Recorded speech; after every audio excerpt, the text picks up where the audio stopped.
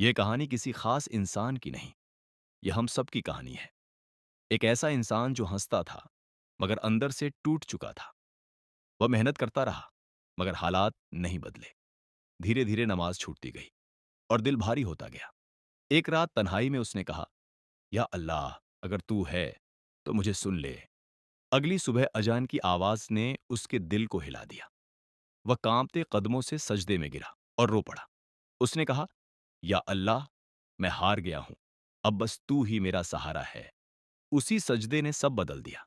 दिल को सुकून मिला, हलाल रास्ता मिला और उम्मीद वापस आ गई। लोग नहीं बदले, मगर वह खुद बदल गया। अब वह जान चुका था कि रिज्क का सिर्फ पैसा नहीं, सुकून भी रिज्क का है। ये कहानी हमें सिखाती है, गुनाह कितना ही बड़ा हो, अल्लाह की रहमत उससे कहीं ज्यादा बड़ी होती है। बस एक सच्चा सजदा चाहिए। और अल्लाह आज भी कहता है, लौट आओ, मैं इंतजार में हूं।